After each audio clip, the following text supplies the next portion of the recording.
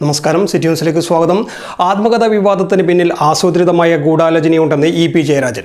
തെരഞ്ഞെടുപ്പ് ദിവസമാണ് ഈ വാർത്ത പുറത്തു വരുന്നത്. ആദ്യം വന്നത് ടൈംസ് ഓഫ് ഇന്ത്യയിലാണ്. ഒരു അടിസ്ഥാനവുമില്ലാത്ത ഒരു വാർത്ത എല്ലാ മാധ്യമങ്ങളും പ്രചരിച്ചുവെന്നും അദ്ദേഹം പറഞ്ഞു. ഒരു വരി പോലും പ്രസിദ്ധീകരണത്തിനായി ആർക്കും നൽകിയിട്ടില്ലെന്നും അദ്ദേഹം വ്യക്തമാക്കി.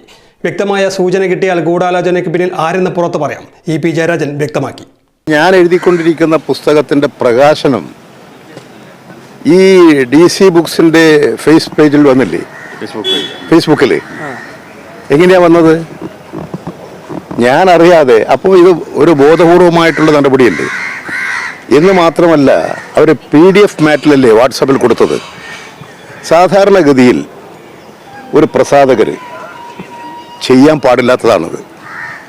കാരണം അതിൻ്റെ പ്രചരണം വാട്സാപ്പിലൂടെ വന്നു കഴിഞ്ഞാൽ പിന്നെ അതിൻ്റെ കോപ്പികളുടെ വിൽപ്പന കുറഞ്ഞു വരില്ലേ. ഒരു ബിസിനസ് സ്ഥാപനങ്ങൾ, പ്രസാധക പ്രസ്ഥാനങ്ങൾ ഇങ്ങനെ ആരെങ്കിലും ഇത്തരമൊരു നടപടി സ്വീകരിക്കുമോ? ടൈംസ് ഓഫ് ഇന്ത്യയിൽ ഇത്തരമൊരു വാർത്ത ലളിതമായി വരുമോ എന്ന് ഇ.പി. ചോദിക്കുന്നു. പാർട്ടിക്ക് അകത്തും പുറത്തും തന്നെ ദുർബലപ്പെടുത്തുകയാണ് ലക്ഷ്യം. ജാവേദ്കറുമായി ബന്ധപ്പെട്ട വാർത്ത വന്നതും ഇത്തരത്തിലാണെന്ന് അദ്ദേഹം ചൂണ്ടിക്കാട്ടി.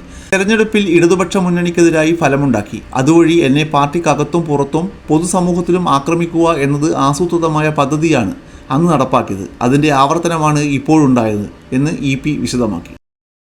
കൂടുതൽ വാർത്തകൾ അറിയുവാൻ സിറ്റി ചാനൽ വാട്സ്ആപ്പ് ഗ്രൂപ്പിൽ ജോയിൻ ചെയ്യുക. ഒപ്പം യൂട്യൂബ് ചാനൽ സന്ദർശിക്കുക. വാർത്തകളുടെ അവസാനിക്കുന്നില്ല. മറ്റൊരു വാർത്തയുമായി വീണ്ടും കാണാം. നമസ്കാരം.